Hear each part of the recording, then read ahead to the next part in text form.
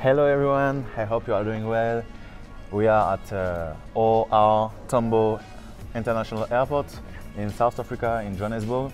I am with Kanya. Okay.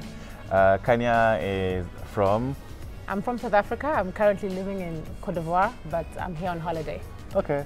So I'm with her. It's a little bit late, so sorry if we look tired. I hope we don't, but it's a little bit late.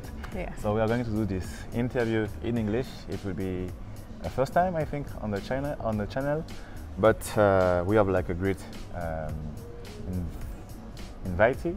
I forgot the word in English, but it's so we have Kanya with us. I let her do introduction. Okay. So Kanya, can you introduce yourself for the people who don't know you on my YouTube channel? Okay. Hi everyone. So my name is Kanya Kali. I'm from South Africa. We're at the airport, so that's why you're hearing the sound. Okay, Kanya. So you said that you were living in Ivory Coast. So what pushed you to leave your country, South Africa, the country that you like, the country you grew up in, to another country in Africa? Can you? All right. So I guess it will be part of my introduction. Yeah. So I grew up in the Eastern Cape. Yeah. I was born in the Eastern Cape in South Africa, and growing up, we knew people from Ghana. We used to call them Mama Ghana. Mama Ghana? Mama Ghana, yeah. Okay. So we didn't know. What does it mean, Mama Ghana? It means the Ghanaians. Okay. Yes. Yeah. And I didn't know anybody else from other African countries.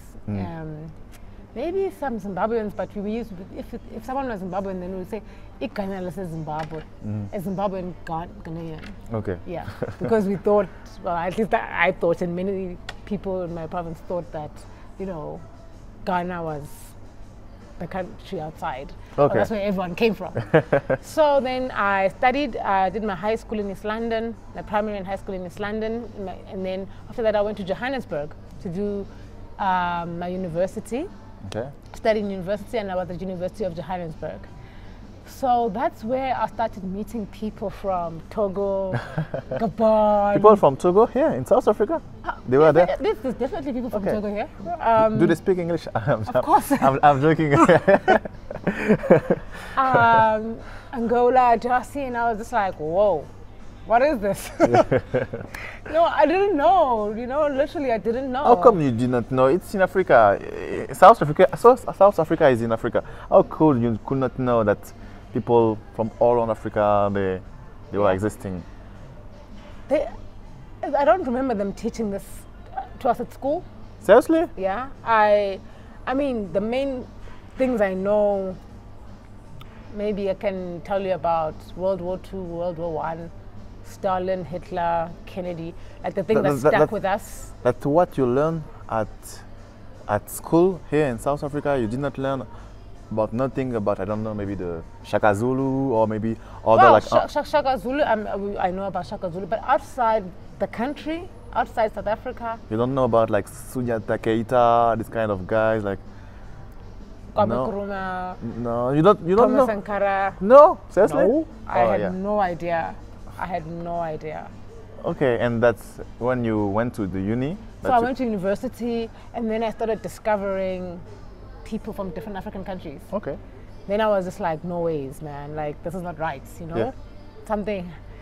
How can I not know about African countries? I'm in Africa. So that's where my passion and my desire to travel and to get to know the continent started.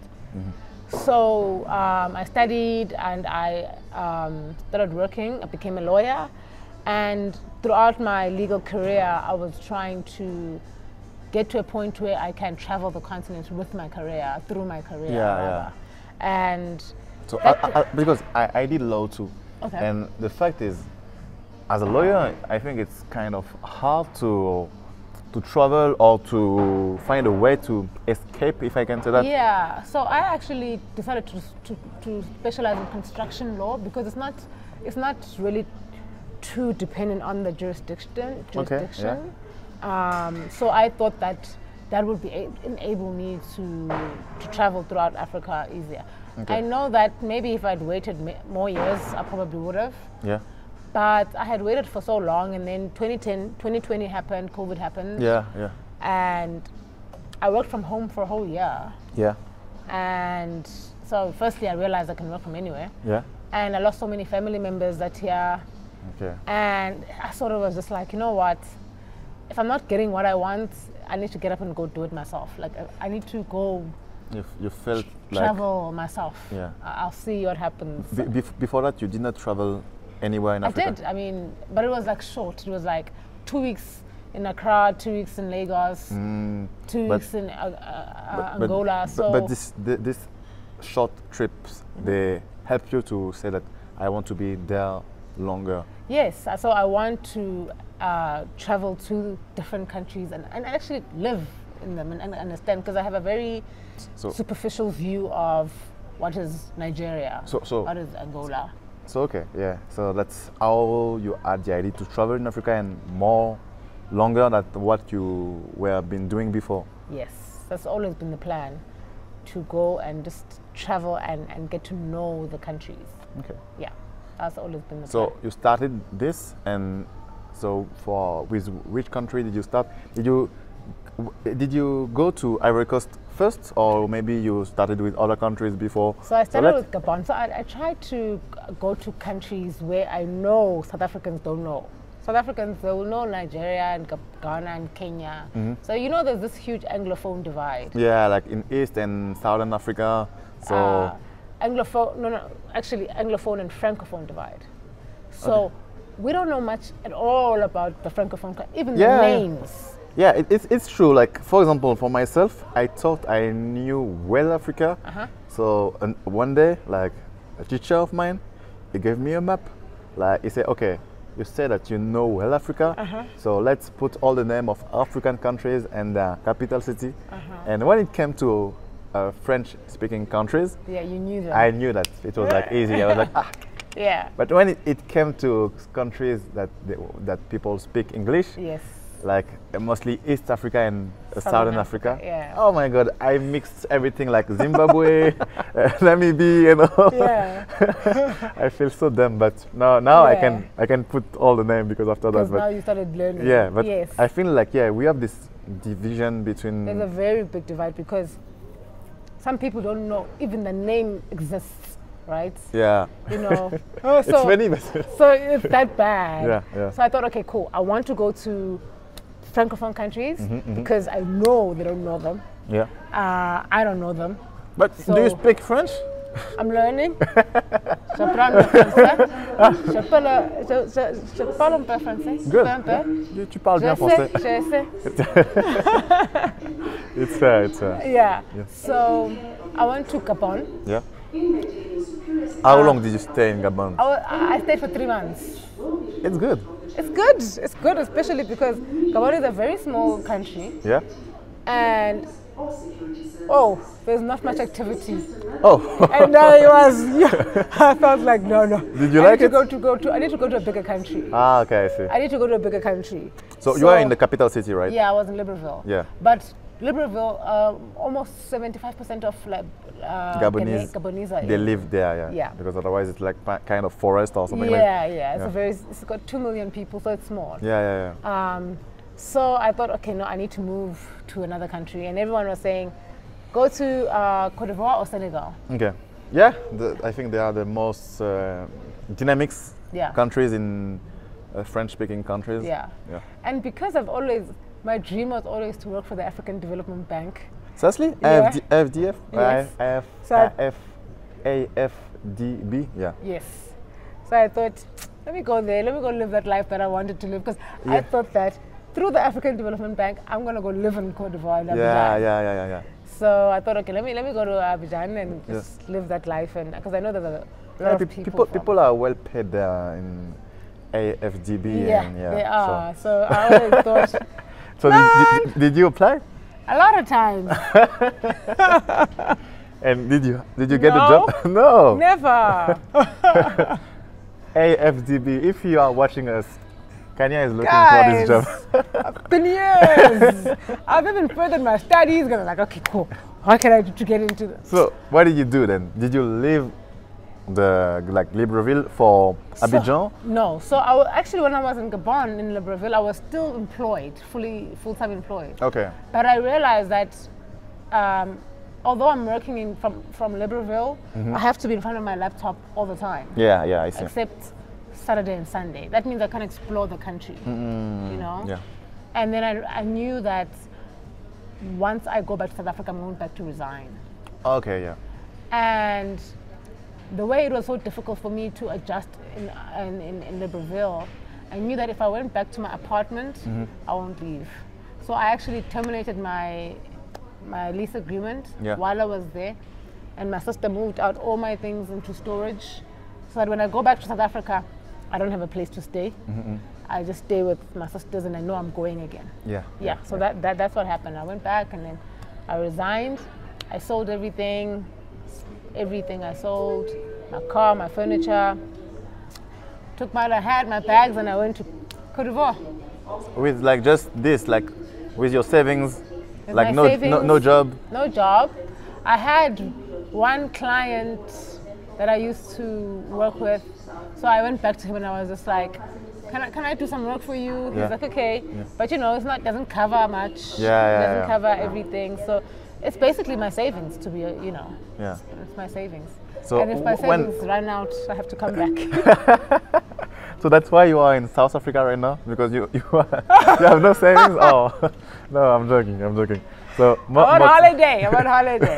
I actually got my first job from what I'm doing, which is with Air Côte d'Ivoire, that side. They introduced a new route. Okay, yeah. From Abidjan to Johannesburg. Yeah. And I was part of the social media team. So it's great. I came back with a job. But okay, yeah, you are like telling us what is happening now, but let us know what you did when you went in Ivory Coast. What did you do there? Like what happened? So you left Gabon and Libreville, and you said that you were not like doing all the activities you wanted to do, but so in Abidjan, how is it? I heard that it's so dynamic, it's so incredible. And what do you think? So I definitely think that just like in Johannesburg, you make your life what you want it to be, if the opportunity is there. Yeah, okay. So if there is opportunity to meet people and network in that country and that city, then you can do that and you can make. So Abidjan has that. You can meet people, you can network and get to where you want to get.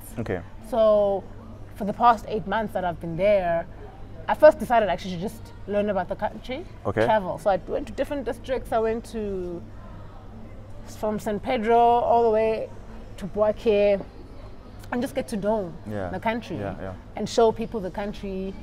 And I was like, okay, cool. I feel like I know the country now. I can do what I want to do. And one of the main things I want to do is try bridge this divide between the Francophone and the Anglophone countries. You know, and so by the way, so you are trying to reunite people and to let people in South Africa and maybe in all the English-speaking countries so know about like countries they don't know. So as a person who speak mostly English, how do you do like in everyday life? So is it complicated to go there and to try to speak to people? So first of all, can you tell us about that? Well, I mean, number one, what I first thought is that many people here go to holiday in France. How do they do it? Right? And so it shouldn't be an issue for me to go to Côte d'Ivoire. Right? And today you've got translates all the way, Google Translate, DeepL. And because I want to learn French. I'm in the process. So when did you start? Very difficult process of learning French. So when do you think you will be done with French? You are going to speak French fluently? I think it will take me 2 years. 2 years? Okay. It's like, as you said, you take your time, you do the thing in the right way. And I think it would have been easier. Let's say if I went to Côte d'Ivoire through the African Development Bank. I wouldn't have had the stresses that I had just going alone. So the pressure and the stress I had And learning this language, I was just like, okay, I need to put one thing aside. Yeah. And try to do one thing. Yeah. And for me, that was just putting French aside and trying to concentrate on what I'm here to do. Okay. Because it can get complicated. French is complicated. Yeah, it's really complicated. Yeah. I think it's easier to speak English when you speak French than like the opposite. Yeah, definitely. Yeah. And French people, like, or people who speak well French, they're kind of odd when you don't speak like the... Yeah, apparently. Every time you are going to make a mistake, like, That's great. That's not right. Yeah, for example, you can tell, like, my English is not that good, but in English-speaking countries, people, they don't make any restriction, and they're like, no, you are doing well. Yeah. Keep going. I mean, so if I can understand you, that's fine. So that's why I did not try to be better in English. Oh, is it? Sorry about that. Okay. So let us know. So you travel all around the country. You know more about the cultures. So for example, for people who don't know you already, so they have to go on your Instagram or YouTube channel. So what they should do? So I'm mostly active on my Instagram. Okay. I'm mostly active on my Instagram because I find it easy to tell my daily life through my stories. Okay. How many followers do you have so far? Now I'm approaching 3,000 followers. Okay, and so when did you start? So 8 months ago, or? Yeah. So I started before when I was in Gabon, and then I lost my account. Yeah. I had to start fresh. Why did you lose? I lost my phone, and it had the two validations. Yes, something. And then I never retrieved it. Oh damn! I had to start afresh when I came back to South Africa. Okay, yeah. It's hard because I've been doing this thing for I think 10 months, something like this, maybe more. Almost like 1 year now. Okay. Like next month will be 1 year. But I have like 1,000 something like this. Yeah. I'm not good to but what you are doing, I think. I share quite a lot. What do you say? I try to share. Yeah, and that's what you are doing, and you are really consistent about what you are doing. I feel like so. We learn many things, and we are really deeply into the Ivory Coast. So about your followers, are they mostly South African or mostly? People from Ivory Coast, what would you say? So I have, my goal is to really get a truly African following. Yeah. And not have majority South Africans. Yeah. Although my main thing was always to teach South Africans, because I know that we don't know about other African countries. But now the more I see, because I've got following in Nigeria, in Kenya, Ghana, they also don't know as much about like French-speaking countries. Yes. Okay, I see. Francophone. Yes. Africa. So 50% of my following is South African. Yeah. And then maybe about 15% is Cote d'Ivoire. Okay, yeah. And then the rest is split between Nigeria, Ghana, Kenya, I see. DRC. Yeah, okay, I see. Okay, great. Yeah, you're going. So I look forward to seeing other countries but the more I travel, like when I go to Togo, I get there and I boost my post that, hey, I'm here, then Togolese will follow me. Yeah, that's how things happen. So every time you change a country, you are then like new followers. That country. Yeah. And I'm going to Nigeria soon. When are you going to Togo? Because I'm going to Togo too. Okay. Are we going to meet? I'm going. Because I should be going next month. Next month? Yeah, early next month. Oh, okay. Early next month. Okay. Maybe we'll meet there. We don't know. Maybe we'll meet in Togo. Maybe we'll meet in Cote d'Ivoire. Yeah. Because I'll be in Cote d'Ivoire too. So yeah. Let's see how things are going. My handle on Instagram is Kanya Kali, because my old account was just Kanya Kali, which was what I preferred, and that was closed. Yeah. So now it's Kanya Kali. Okay, great. So do you feel like you are reaching what you are trying to do? So your main objective was to show Africa that South African don't know, and so far, is it going well? Oh yeah, I mean, the comments I get, I really feel like I need to do this, and I pray that I don't finish my savings and I have to come back. So yeah, that is how to live and doing the thing that you like. So that's the main thing. Yeah, because I see the value I'm adding. Yeah. So I know I can make a bigger impact. Yeah. It just takes time. Yeah, but then time is money. And Cote d'Ivoire is a very expensive country. So expensive. Like Abidjan, I heard so many things about it. It's expensive. Yeah. It's expensive. So yeah. So as an African, we hear many things like saying that Africans, they just want to leave Africa and they don't want to go there anymore. And the like Africans, if they can go in the West or maybe in the Middle East, they are going to go there. But you as an African, you made the choice to go in other African countries. By the way, we know that like more than 80 or 90% of migration from Africans are in other African countries for work and all. So what do you feel by doing this? Are you not interested going in the West or going in Middle East or even in Asia? So how do you feel about that? Is it not something that is something that you think sometimes about? So I think I can go like for holiday. Yeah.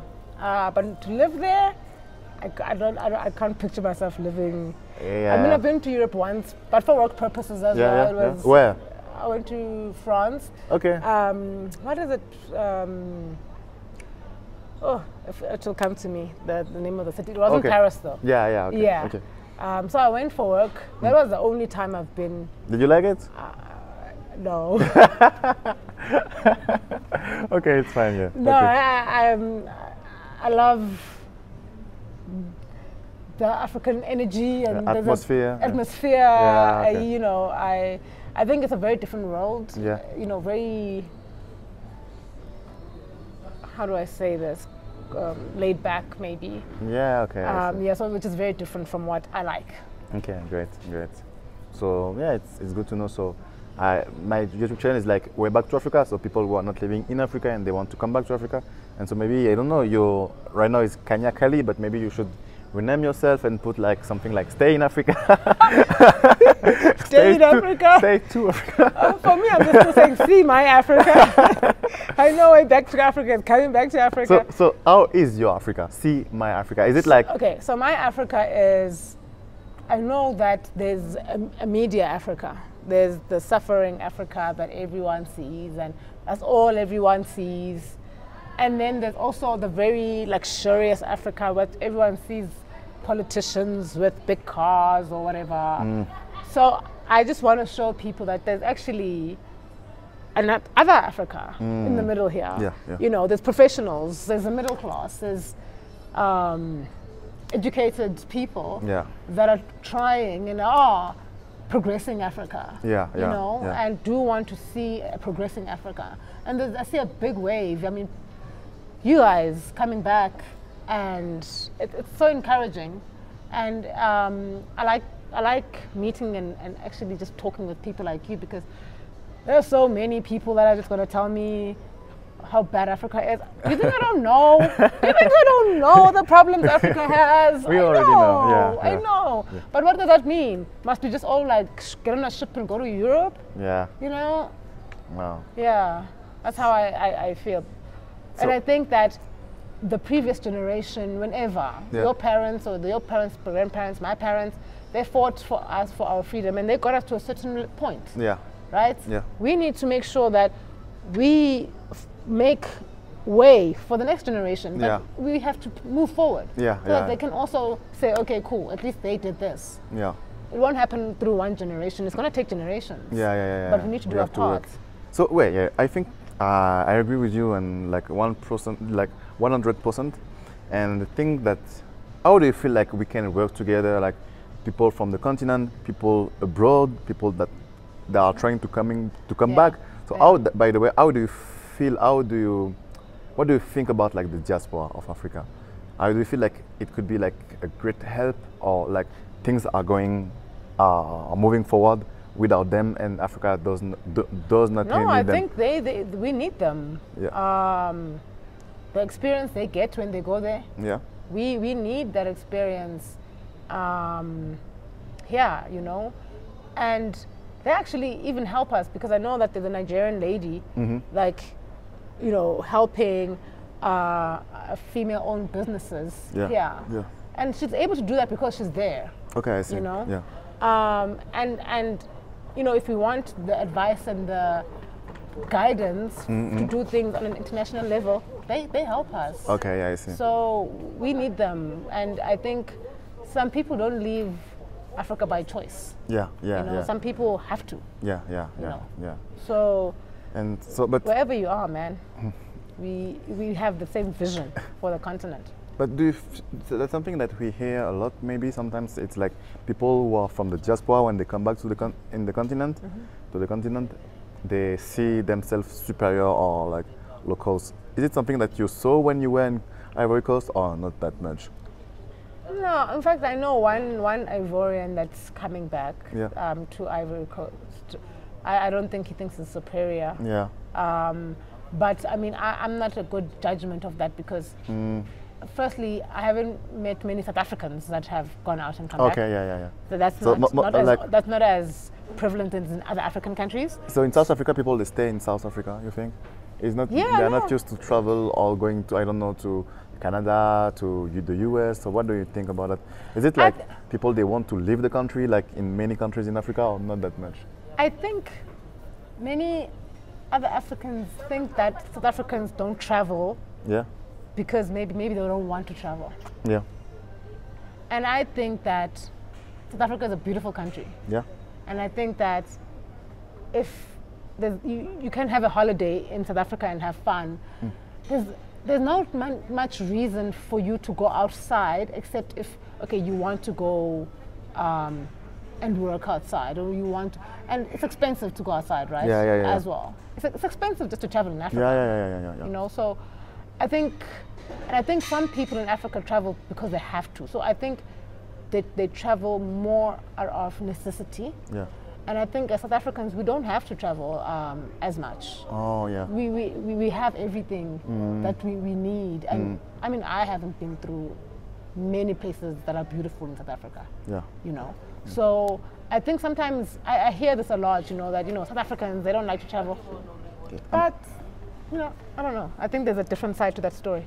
No, I think we are almost done and we see most of what we wanted to see in this channel. So if you add like one word or one sentence for the people who are like watching this interview, what would you say to people? I don't know. And I'm assuming that the people watching this are people that want to see Africa move forward. Yeah. I always say that we need to play our parts. Our generation needs to play its part and then hand over the baton to the next generation, because our parents did their parts.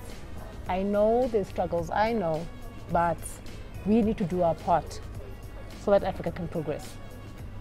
So thank you for this beautiful words, and I will continue to follow you on Instagram, and I cross finger for you to get what you want to live with your passion about Africa, and we can always work together as Africans, and we pursue the same goal. So yeah, and I'm just so excited really to meet young guys, you know, coming back. I mean, that's so exciting for me. And if I had stayed here, I would never have had that opportunity to meet you. Yeah. Like when it's so funny because for the story, it's like Kanya, I think, put a comment on a YouTube video of mine. Oh. It was like a long time ago, like I don't know, maybe 8 months ago. And then like I was in South Africa. I was like, oh, but I know Kanya, she's from South Africa, and I think like when I saw her stories, she was in South Africa, so I sent her a message and we just met, and it was super cool. So I could not have this kind of opportunities if I did not start YouTube too. So yeah, it's really cool. Yeah. So thank you for your time, Kanya, and I hope you will get what you want. Thank you.